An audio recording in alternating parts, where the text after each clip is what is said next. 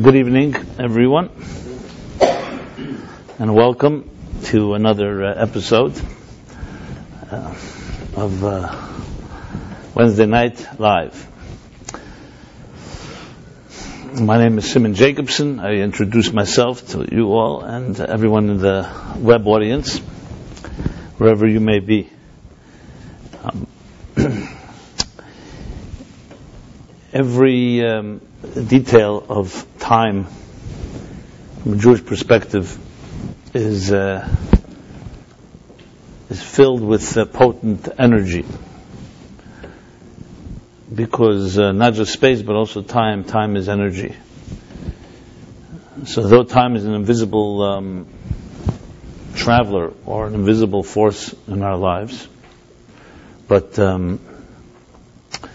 as opposed to space, for example, but especially in the last century, modern physics, Einstein and other theories have shown how time is a critical component in the triangle, what they call time, space, man.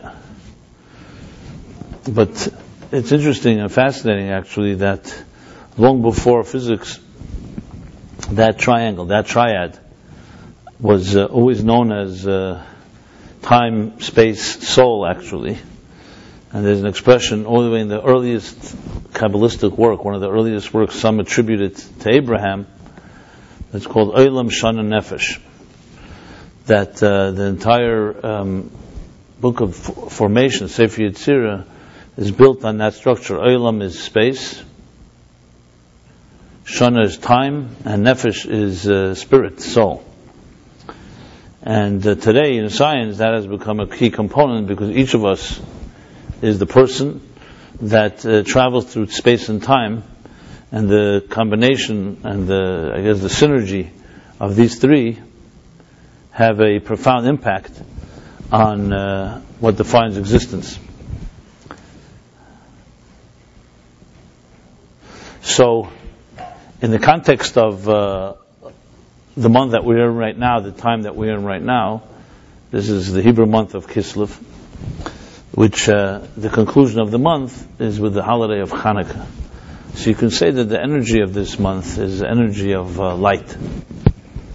Hanukkah represents light. Hanukkah represents the illumination that we begin lighting the Hanukkah candles, and every night we progressively grow. So it's celebration and honoring of light. But it's not just plain light, it's also light that comes out of darkness. So if you know the basic Hanukkah story, is that in the temple, the menorah, which was lit every day, was defiled and desecrated by the Greco-Syrians. And the miracle of Hanukkah was the renewal or the rededication of the temple, and particularly the discovery of oil that was able to burn and illuminate for 8 days. So it was a light that came out of darkness, out of shadows. And therefore, we too celebrate and honor that by lighting the menorah, lighting the Hanukkah lights at dusk when the sun goes down. And as the Talmud says, we light it at the door post facing outside, all signifying and symbolizing the idea that it's not just about creating and generating light and energy, but it's also about illuminating the dark part of the world. So until, as I mentioned, until the last century, these ideas of light and dark, these ideas of time, space, and soul, and spirit, were primarily in the domain of the mystics or of religious people. Today this has become basic science and basic way of understanding the universe. So besides time, space, and soul, also the concept of light itself. Until Einstein theory of relativity and special theory of relativity, we did not know the power of light. I mean, it was always known that light had power. But light was a mysterious force in existence. I mean, so where were we? Light. So Maxwell, before Einstein discovered the concept of photons, which is that light is made up of so-called packets of waves or particles. And as I was saying, that before there was any type of artificially generated light, which means through electricity, I mean it's real light, but it was man-made, generated. Before that, natural light was the sun, was the moon, was light that came from flames or fire and other natural sources. And it was very difficult to study because they didn't have the instruments, and we only saw really the impact of light on us. We knew that sunlight warms the earth and warms the body, and that sunlight was critical for growth and for photosynthesis and other factors that shape the world. But to understand the properties of light, because of its intangible nature, was very difficult. And it's fascinating, which really deserves its own discussion, not tonight, and that is the parallels between the mystical understanding, especially in the Kabbalah, especially in the writings of the Arizal, the Holy Arizal, or Isaac Luria in the 15th century, and prior to that, in different Kabbalistic texts, how light is the primary metaphor of understanding every form of energy. So you've heard of ideas, let's say, Or Ein Sof, the light of the infinite light, or the concept of light and Tzimtzum, which is light and contraction. The principles of light are critical in understanding the mystical dynamics and the building blocks of existence. And this goes back thousands of years. Even when you open up a Bible right in the beginning, when it says that the earth was covered in darkness, and then God said, "Let there be light." So look, initially, when you read it on a very rudimentary level, it sounds like a nice thing, God created light. But when you understand physics, you see why that was the number one creation, the creation of light. The idea that light is not just light as an illumination, light is energy. Light is the key behind all technology.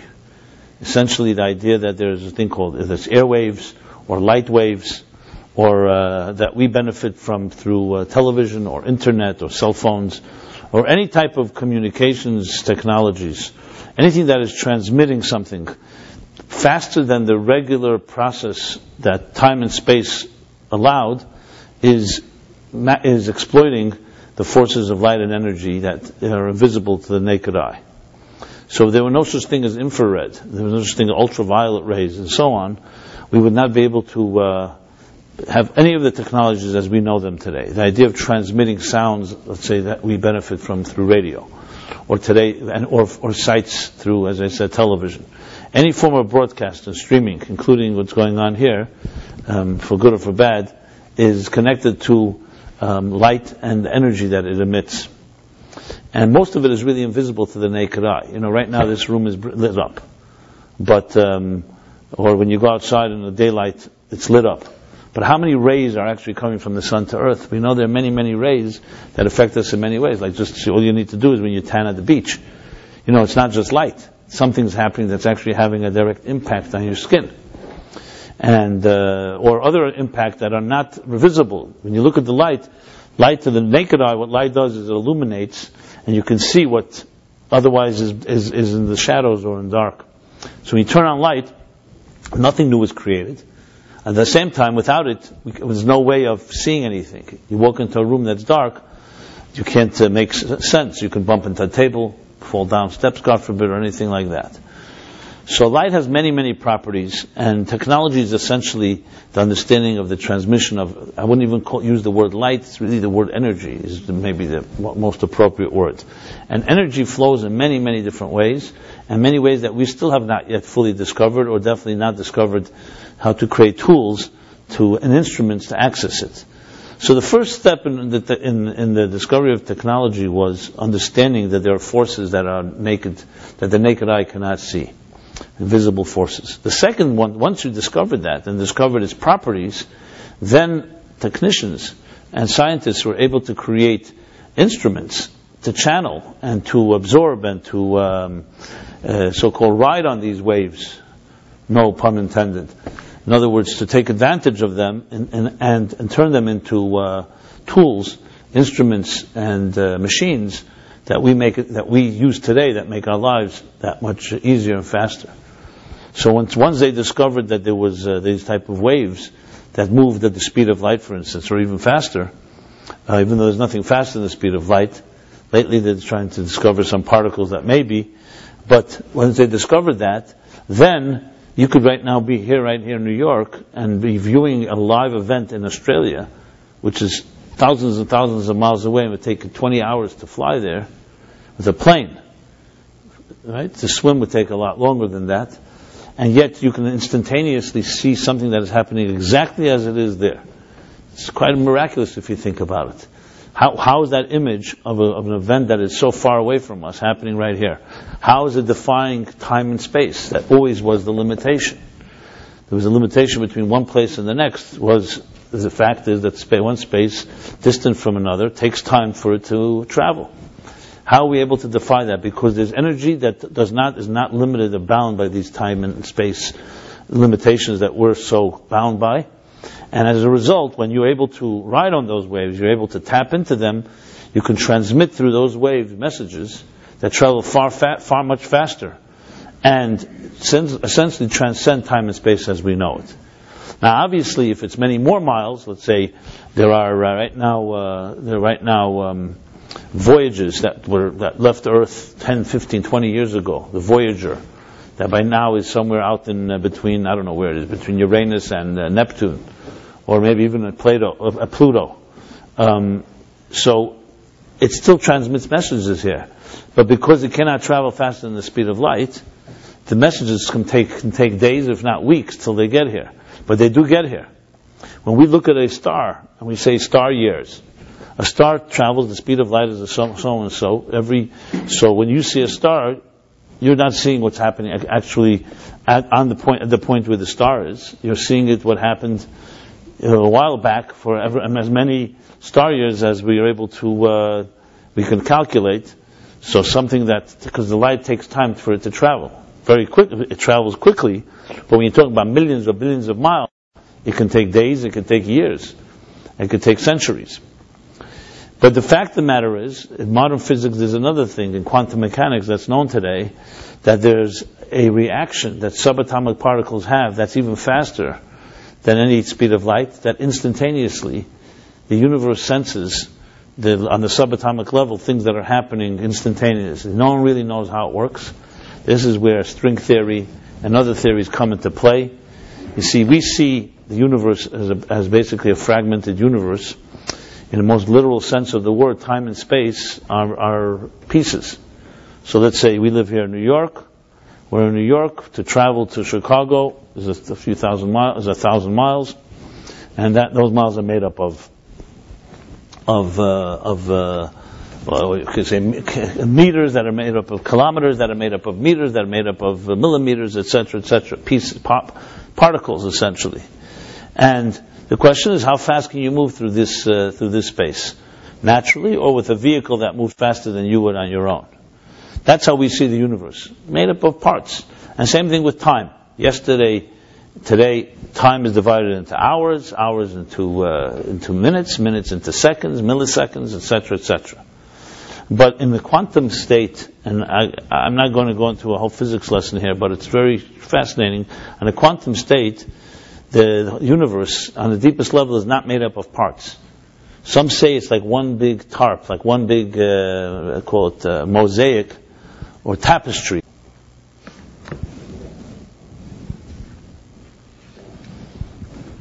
Can you make sure it's being broadcast so you can see it somewhere else? I'm double checking it on this computer. You're back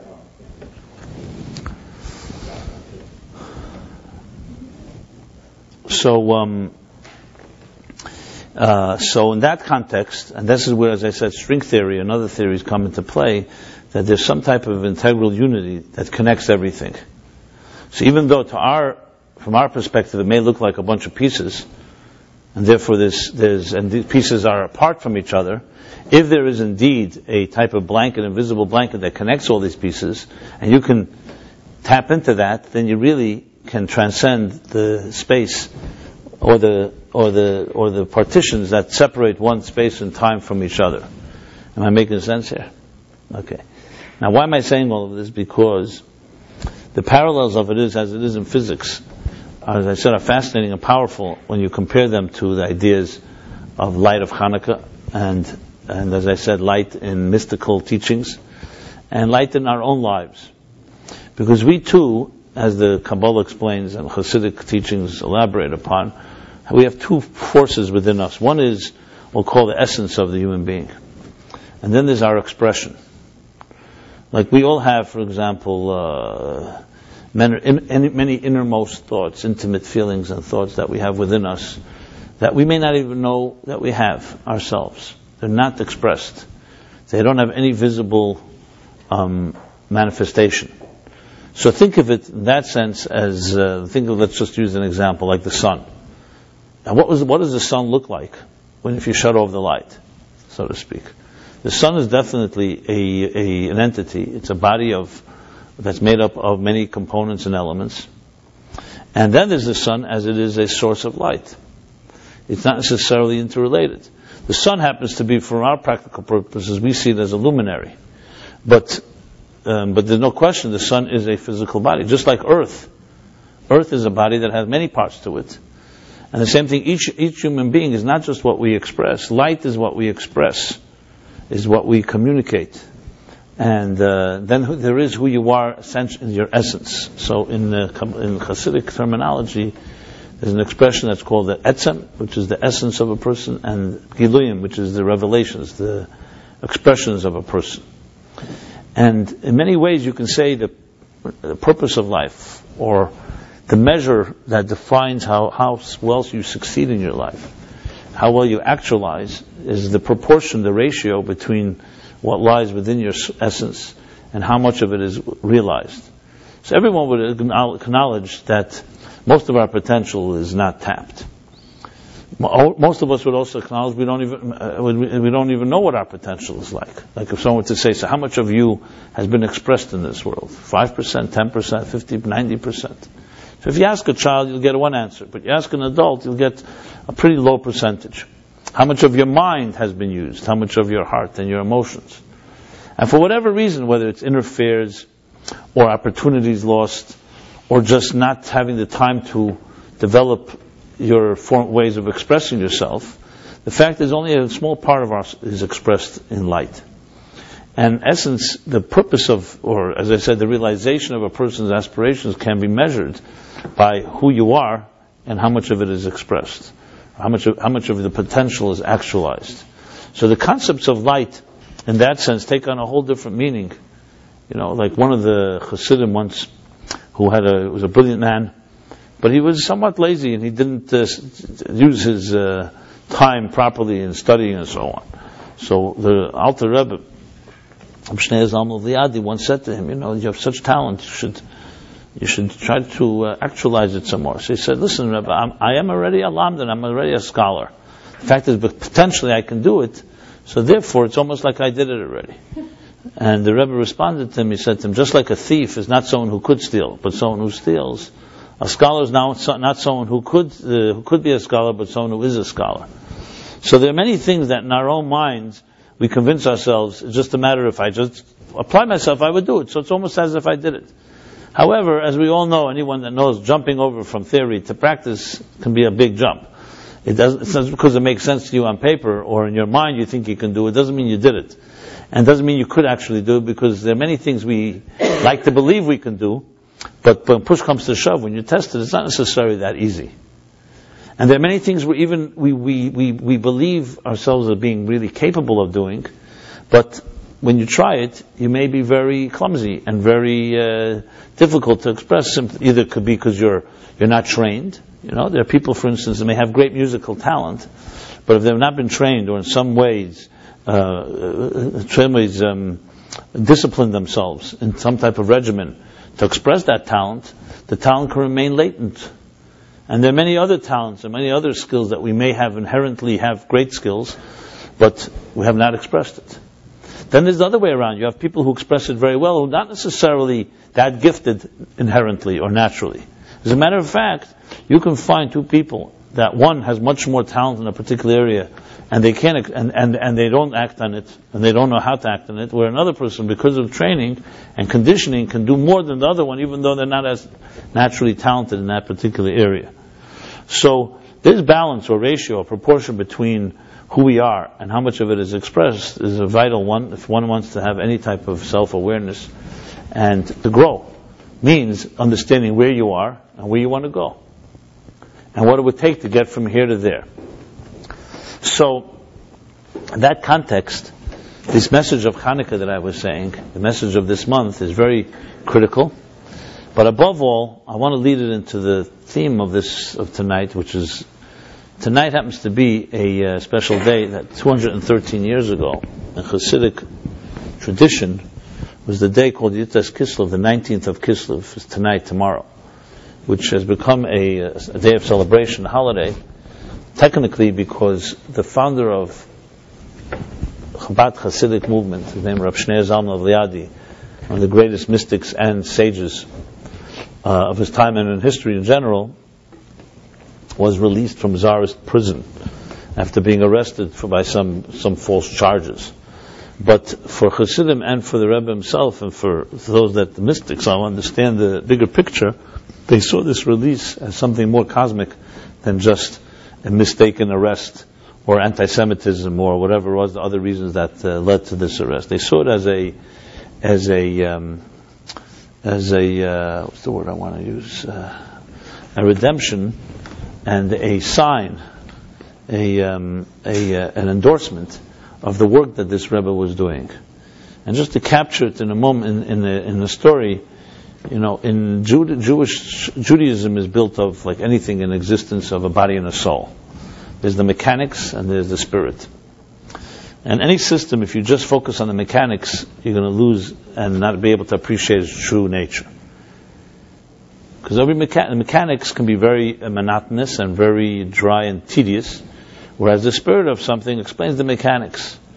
If you were to look at, I mentioned music, or any other training, if you just look at training, it's a very tedious thing to sit every day and take lessons in any particular discipline. But when you know what you're creating out of those lessons help perfect a method that can create music and magic, then you understand the purpose. There's mechanics, but the mechanics are leading you somewhere. So Judaism is made up of two parts. When you read, for example, you study Jewish law, halacha, which is called Jewish law, halacha, based on the Talmud, you're dealing with the mechanics of Judaism. This is what you're supposed to do, this is what you're not supposed to do, and all the intricate details and all the are all based on the mechanics of Jewish life, the ritual. But there's another side to it which is called nishmasa daraisa, the soul, the spirit of it all.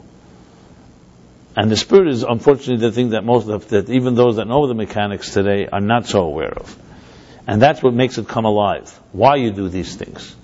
There are people who are experts, can tell you exactly what a Shabbos means, what you're supposed to do on Shabbos, what you're not supposed to do, how much cholent you eat, how much you don't eat, and stuff like that. But they have no idea what the soul of the day is about. In other words, you can keep Shabbos but not be Shabbos-dik, just like you can eat kosher and not be kosher. Because there's another dimension, which is what the refinement that it creates inside the human being and the larger world around us. So the way the Zohar puts it, there's a body of Torah and there's a soul of Torah. And just like a body without a soul is a corpse, a soul without a body is not concrete and not grounded in this world. So you need a fusion of body and soul. So everything in this world needs that fusion for it to function. Because we live in a material world. On its own is inanimate.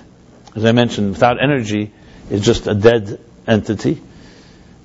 And energy without a body has no way to express itself on this earth.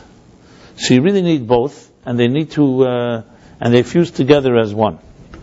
So throughout Jewish history, throughout all of history, mysticism, the soul of Torah, was taught always in very in confidence and in small groups with a great care and discretion. The mechanics of Judaism, the Talmud and the laws, were taught to the masses. But Kabbalah and mysticism were taught very privately and very to select few. The reason for that was not to create elitism or because of or any other such bureaucratic reason. The reason was because when you get to the soul of things, if you don't have the proper discretion, proper preparation and disciplines, it could be abused and not really appreciated properly. So in Judaism, besides the fact, so the rituals, mechanics, these are the things you do, the do's and don'ts. But the inner soul of how it works, there was a select few that knew about it in every generation. The masters knew, but most of the masses did not. But as the generations passed, especially in the time of the 15th century of the Arizal, for different reasons, primarily two reasons are given. He began, as the Arizal put it, was mitzvah legalizeh chachma. He declared that now is a time to begin to, it's a mitzvah, to begin to reveal this inner wisdom. And he began to propagate it, teach it, disseminate it, still to select students, but it became more public. And with each generation since then, it has become more and more pronounced. The Baal Shem Tov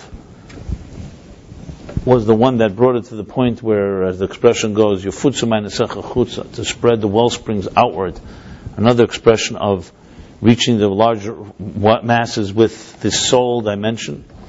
And the Alter Rebbe, who I'm referring to, who was released from prison, codified it and turned it into an institute, into a comprehensive intellectual structure, and hence the name Chabad, which means an acronym for Chochmah Bina Das, which is the three main primary faculties of the intellect, of the cognitive process.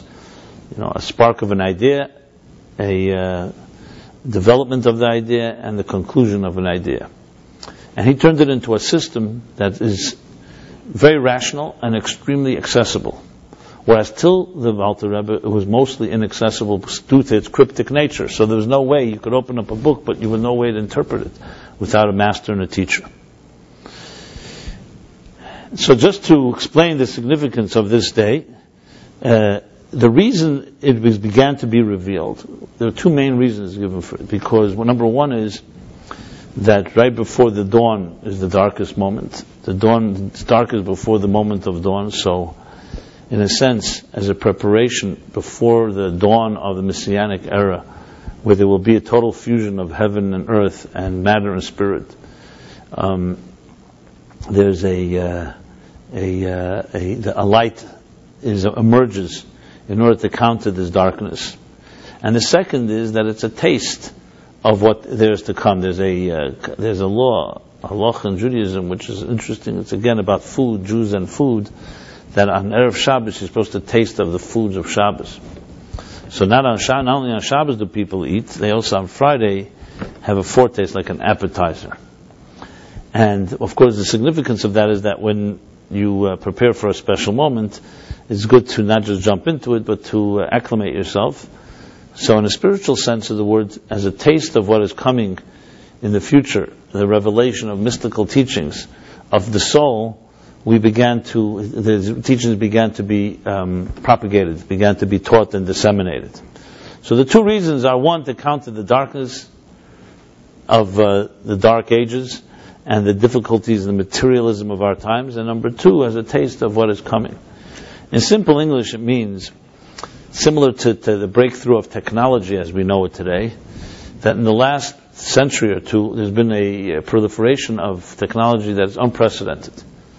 And everybody wonders, how is that? Usually, knowledge accumulates. So you would think that in every century should have been an equal amount of innovations.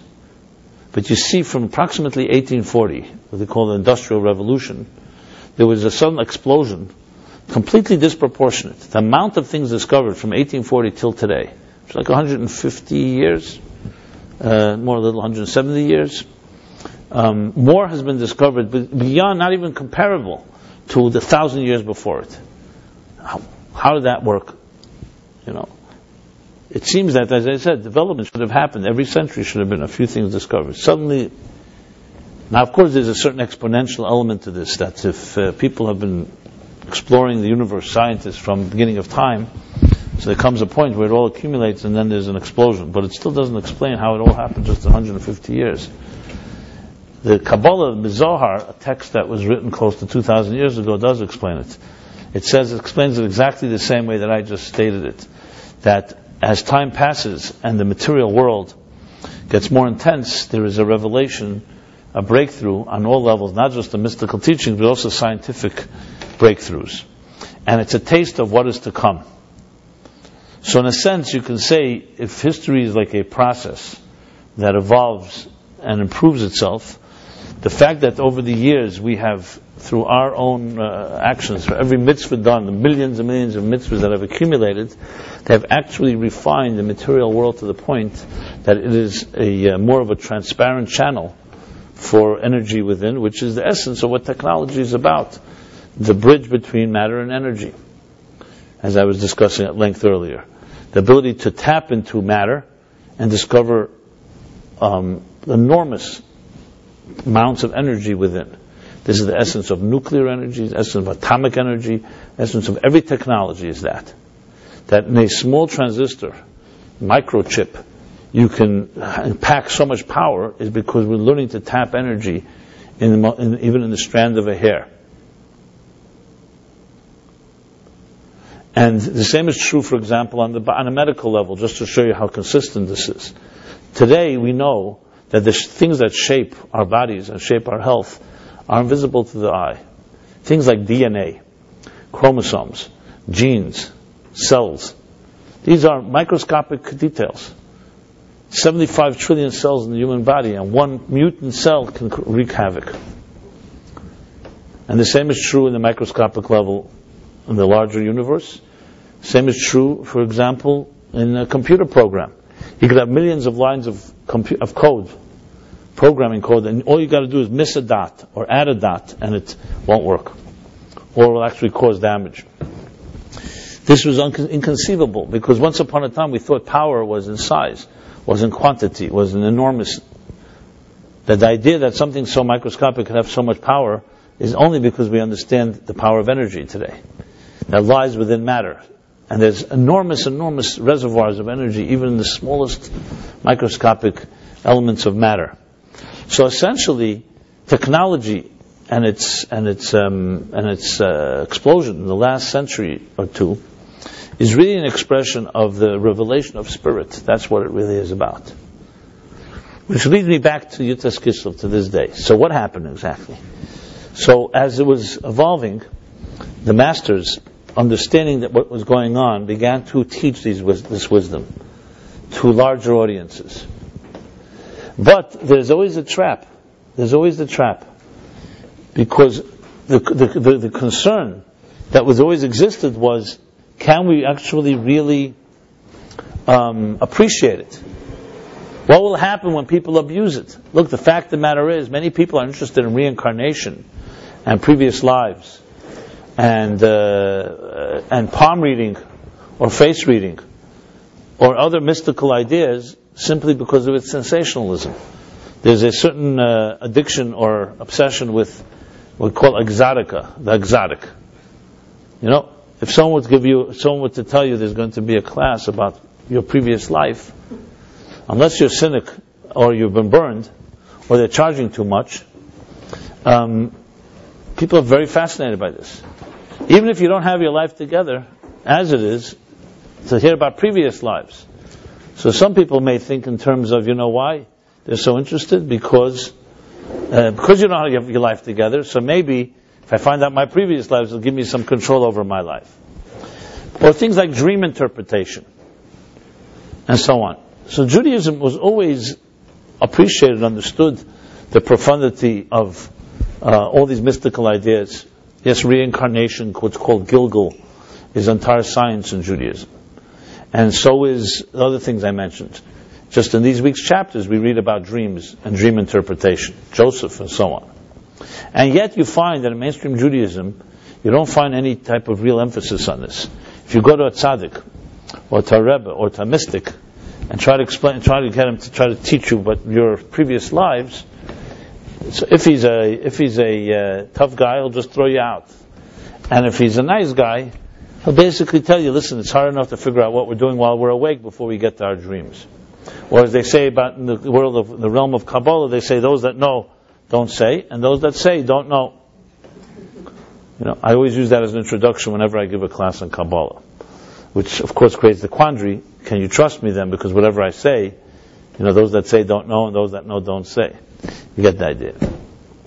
So, nevertheless, as I said, the Arizal stated clearly, it's mitzvah legalit zeis hachachma. The time has come to reveal this inner wisdom. And as the generations passed, this became more and more a prevalent component, which was what the Baal Shem Tov did, and what the Hasidic masters did. As I said, being that tonight is Yutas Kislev, the 19th of Kislev, which is celebrated, especially among Chabad Chassidim and others as well, as a time of what they call the Rosh Hashanah of Chassidus, because it wasn't just the release from prison, it was a vindication, an endorsement of his method. And what was that method? It was to make it accessible to the masses, which was unprecedented. Because there is great fear. Because when you allow this wisdom out, people who are not prepared can use it for the wrong purposes. Because you have to be mature. So the mechanics of Judaism, as I said earlier, the Talmud and Halacha and Jewish law were always taught and studied, because there's no real danger involved. It's mechanics. But when you talk about studying the engineering room, the wiring, inner wiring, and you give it to the wrong people, they can mess it up and definitely not appreciate it. Which is why it was always studied with great care. In the Mishnah it says you don't study Ma'aser Merkava, for instance, which is basically another word for mystical teachings. In public, you study it one-on-one, one teacher, with great care, because this is the inner workings of existence. And then put into the wrong hands, it will be mistreated and abused. And there's actually a story, an episode that happened with the Alter Rebbe, the Reb Shneur Zalman that I'm referring to, that as he began to teach it in a more accessible way, making sense of it, he was actually criticized by some of his colleagues. Overall, this was the essential disagreement between what was called the Misnagdim and the Chassidim, between the Litvish world and the Chassidic world, that they felt that this was not meant to be taught to the public, and that it can create problems, like, for example, Shabtai Tzvi was a false messiah, Jacob Frank, and others who misinterpreted and distorted concepts in Kabbalistic teachings to the point of actually decadent behavior. Because when you start studying the ideas in mystical teachings, which deals a lot with metaphors that can be seen as sexual or intimate, and you don't appreciate the subtlety of it, it can be distorted. The concept of elevating sparks, of discovering sparks in everything in existence, even in evil. If it's misunderstood, a person like there was the Frankists in the 18th century, they interpreted it as creating orgies and so on, because you have to reveal and redeem the greatest sparks are the ones in the greatest sins, which was a major distortion, because that's absolutely unacceptable. The Talmud says that someone who sins and in order to do tshuva, their tshuva is not accepted. So there's a method of redeeming sparks that has to have a lot of subtlety, a lot of humility, modesty, and done in the proper way. So put in the wrong hands, the whole thing can become very distorted. And you see even in today, the criticism of different Kabbalistic schools of thought, where it becomes too popular, it becomes like pop culture. If it doesn't translate into responsible behavior, where a person becomes a more refined human being, and just an exotic trip into sensational dimensions, instead of really making you a more responsible human being, then it is a distortion. And yet, these great masters, like I said, like the Reb Shneur Zalman and the Baal Shem Tov, and before that the Arizal, made it clear that it's mitzvah legal, that this is the time has come to reveal this wisdom. So the question is, what was the response to this, to the argument against it? So, and it was a great mystic, the author of the Zohar. But it always remained very private, remained very confidential. And as I said, not everybody was allowed into the engine room, so to speak, because you had to earn your way to go there. But as the generations passed and the world has become more refined, so as I said earlier, for two reasons. As a foretaste of Shabbos, on Erev Shabbos, you have a taste of that inner wisdom that will be the domain of the Messianic age, when matter and spirit will be joined as one. And secondly, to counter the darkness, like this child. When there's a lot of darkness and such heavy assimilation, you need to have the mystical teaching, because it's the only thing that can speak to so many souls.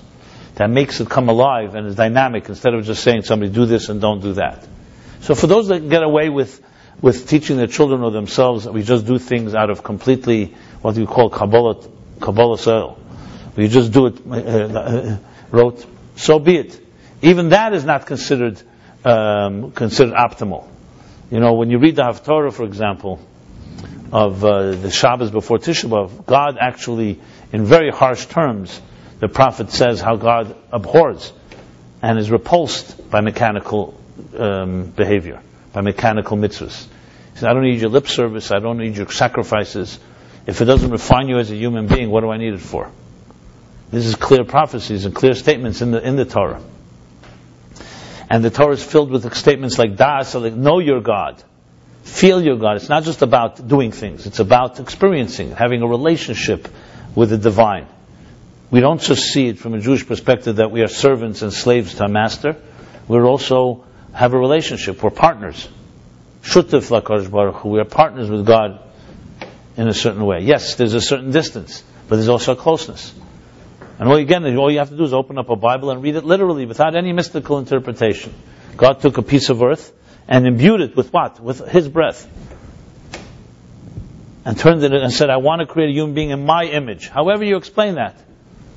One philosopher once said, where's the only place that God defied His own second commandment? God said, don't create anything in God's image, and God created a man in His image. Man meaning man and woman, human being. And it says clearly, in His image, in God's image. That means there's a godly part to a human being. However you twist or turn it, that's what it says. So there's a partnership and a closeness, and that's not just about obedience and following. That's a part of it. It's a nasa v'nishma. It says first we will do and then we will understand. Yes, like anything, it starts with a commitment. But commitment goes step 2, which is that you should integrate it into your system. And as such, that is what the general teachings of Hasidic teachings, and especially Yudkisel, came to do. Was an integration of matter and spirit, not just mechanical, but the body and the soul. And it's about both of them. As I said before, just like a body without a soul is a corpse, a soul without a body is not grounded in this earth. So to just have the soul of Judaism, the Shmosa Daraisa, without the body, would be a soul that's not grounded in this earth. It's also not sufficient. So it's a fusion of two of them. And here's the connection. Some will need the word lahavdil to Mr. Steve Jobs. Olav Shalom. Okay. When he passed away, it was a pretty surprising reaction, almost like the death of a king that was loved. Maybe it's the void that exists today, that we don't have leaders and we don't have moral direction. He may have filled the void, but he was like that type of hero by so many. And not so much because of his personal life. You read Isaacson's latest book, you see he was a tough guy in many ways. But he captured the imagination of the masses. Obviously, part of it is due to the creation and of such bold machines and instruments, but also some type of it's almost like in a way like what Steven Spielberg captured with certain of his films, the enchantment, the childlike part of us. He captured a certain intuition. Instruments can be a direct extension of who you are in the most powerful way. Some say the fusion of technology, style, design, and culture. And he, in his own words, he was looking to make a cultural revolution, not a technological one, which is completely different than all other technology companies. And he did. He turned it into a culture. And when you study as I mentioned before, the dynamics of technology in general, and the revolution, the technological revolution, it comes down to being a very spiritual in nature. I know not everyone relates to it that way, but not to sound sacrilegious, But some attribute that the computer revolution, starting with Steve Jobs and Wozniak and others that were the pioneers in the early 70s, was a byproduct of their LSD days, which allowed them to think in new ways, in bold ways that people didn't think about before. Before anyone gets it wrong, I'm not here to endorse any type of psychedelics or foreign substances, but nevertheless, in our generation, the last generation, you find people who experimented with mind-bending substances that were, of course, quite destructive as well, but also had certain type of insights that others did not have. Now, before I continue, let me just qualify this. I remember, let me say, for full disclosure, I have never experimented with any foreign substances, not even of the mildest form, because I found it all in very natural ways without having to inhale it or to inject it or to in any other way to access it.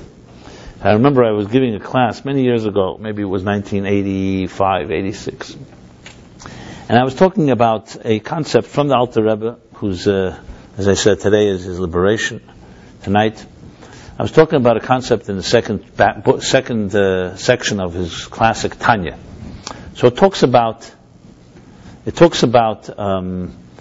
that everything is imbued with energy. It talks about the concept of perpetual creation, that everything is the breath of God. You know the classic joke or analogy they give of the debate between a philosopher and a mystic. And the question was, how would God destroy the universe if he wanted to destroy it? So the philosopher, the scholar, he opens up a Bible and says he would bring a flood, and then kill all the life, and then God would burn it all into ashes and spread the ashes, and it would be gone. Poof. Now, anyone that knows a bit of science and especially physics knows that there's no such thing as poof. Nothing disappears on this earth. Every force is forever. Because, you take a piece of wood, you turn it in fire, and then so on, so it turns into energy. And that energy is somewhere. And that energy can be one day converted back into matter. But forget about that part. But it looks like it disappeared. And then they asked the mystic, the chassid, they asked him, so how would God destroy the universe? He said one word. God would do nothing. He would cease to breathe. He would cease to will. He would cease to generate energy. There's no energy, there's no existence. And this isn't just semantics, it's a different way of looking at the universe. Where does it begin? Does it begin with matter and then it has some energy within it? Or does it begin with energy and then it manifests in matter? So as the mystics understand it, it's the other way around. It starts with energy. If I cease speaking, there's no words that will come out of me, and that's it. They don't have any substance. So in essence, therefore, as he explains there in the Tanya, that everything is really pulsating energy all the time. The fact that you see a physical object is because we also don't see subatomic particles. And we also don't see all the layers of energy within this room here. You suddenly use your cell phone or texting, and there's energy in this room, even though you don't see it. Something's bringing that message in here. So there's who knows how many potent forces are right here in the thin air that we're looking at right now. No one has a clue how much there is. And what we know is only what we figured out, and how much is more that we don't even know about. So this is written in Tanya long before, as I said, Einstein, and before modern physics, that energy is the essence of existence, as I was discussing before, light, energy, and so on. So I was discussing it, and I was saying that, and I was talking about there were a few objects on the table, their food. So there was an orange, there was some chocolate beans and stuff like that. So I said, you see this orange, you see this apple? This is really energy, and this energy shapes it into an apple, this into an orange. And I was describing it. So there was a woman, her name was Michelle, at the class, a few others, and she said to me, can you say that again? Are you telling me there's energy in that orange and that apple and so on? So I said, absolutely. She says, can you see it? Can you sense it? So I said, I can't say I see it, but I relate to it, and if I visualize it, I could sense there's a certain form of energy, just like when you sense a human being, you sense vibes. You sense things. People give off energy. Yes, it's not exactly the same as a tangible thing that you can touch, but if you're sensitive, you pick things up. You can see someone's face, you can see a mood. Sometimes you can't see, but many times you can. And if you're trained and you are and you're a self-sensitive person, you see more things than others see. So she, I remember, jumped up, she says, how much LSD have you taken in your life? How much acid have you dropped? And I said, not at all. She said, no way that you know there's energy in that orange without LSD. And then everybody at the table started sharing their LSD trips. This was the first time I ever really heard it, firsthand. It was like comparing notes. This one turned into an antelope in 1969 in Berkeley. And it was very interesting. Anyway, Michelle actually was in Berkeley University, and she volunteered as one of the students when they were doing those LSD. LSD is a chemical that was discovered by Dr. Hoffman in Switzerland. He was searching for a drug to induce madness. It's a whole story of its own. Anyway, they started testing it on students, and they asked for volunteers. So it was legal in the United States until 1965. I don't know if you knew that. I was always fascinated because I was fascinated by the parallel that people can actually, to me it was the other way around. I couldn't believe that there's a substance that people actually see and feel, experience energy. To me it was given because I related it from the mystical teachings. And she was one of those students, so she was heavily trained in it. So she really knew how to experience it, and it was fascinating for me to read. Then I went off to read Timothy Leary's The Politics of Ecstasy and the other sciences of these matters. But obviously it was very clear to me, as we discussed it, as soon as it's experienced through foreign substances, it has a whole different. Number one is it's not something you've earned; it's more of a trip, and that's why you can't come back to tell about it. Very few people can integrate it into their lives.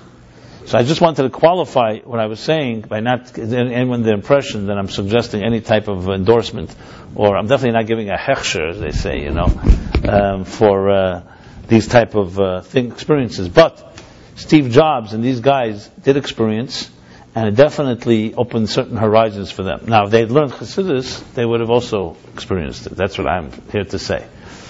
And the interesting thing is that long before modern physics, quantum mechanics, and long before the discovery of these type of new understanding of the universe as we understand it today, on the quantum level, on the subatomic level, there was the teachings of Kabbalah and Chassidus that talk about this very directly, about the integration of matter and spirit, the integration of body and soul.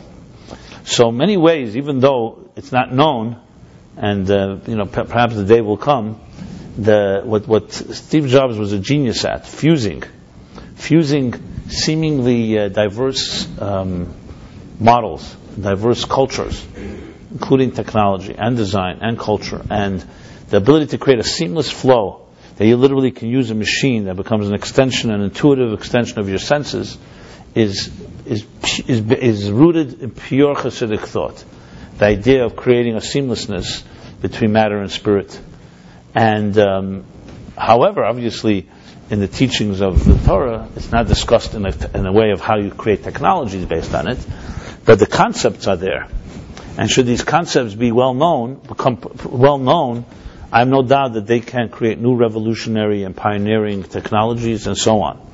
So I thought that this evening, because it's Yutas Kislev, would be good to emphasize as a tribute. Maybe what I'm saying now is too sizzling, so the online experience has been compromised, right?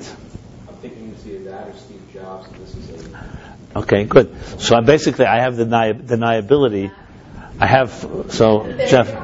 Jeff, I have full deniability in case anybody misunderstood what I said. I could always say I never said it because it's not been recorded. Fine. Or maybe it's being recorded for all we know. Who knows?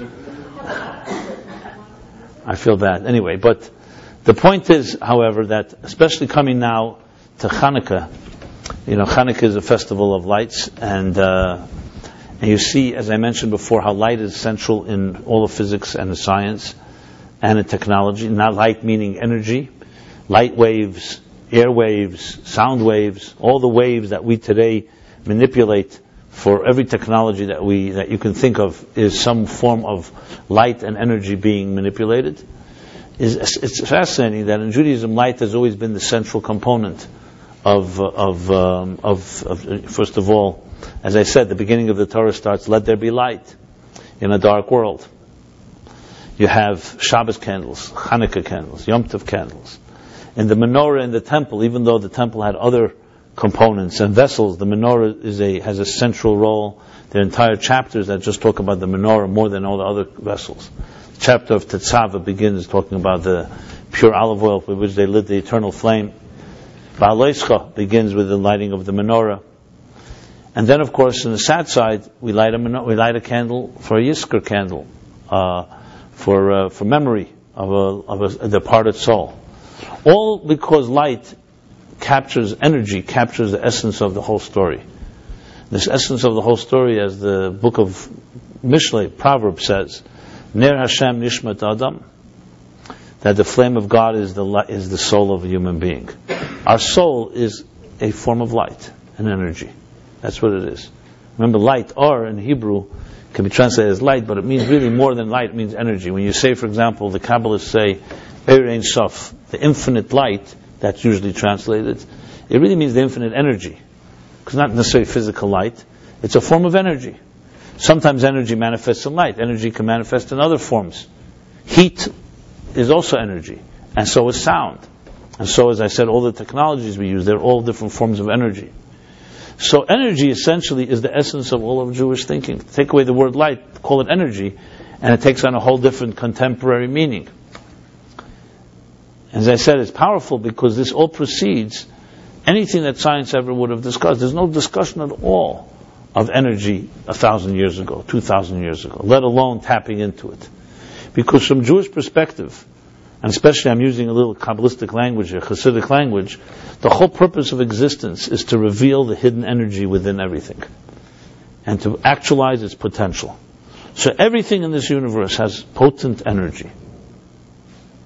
So in Tanya, when he says that every moment God renews existence and imbues it with energy, and it's our mission is to reveal that energy. To use a Kabbalistic metaphor, divine sparks. So a businessman looks for opportunities everywhere, and a Jew looks for spiritual opportunities everywhere. Meaning divine sparks. Each of us is allocated with a certain amount of sparks in our lives.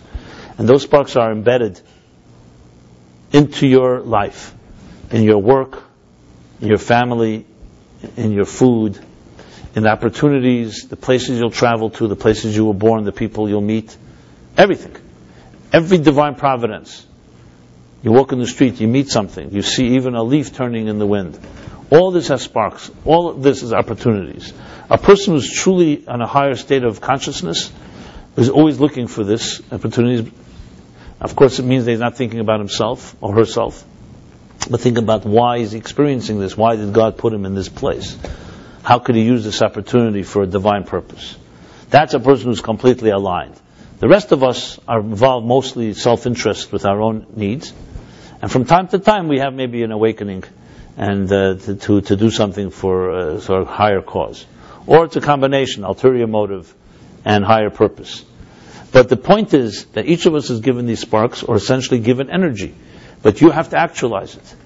So when something is given to you, a gift, it could be the gift of writing, the gift of music, the gift of being a sensitive person. All the gifts are given. This is a potential state. It's energy. If you use it, you actualize it. If you don't use it, it remains like a wick, a fuel that's never been lit.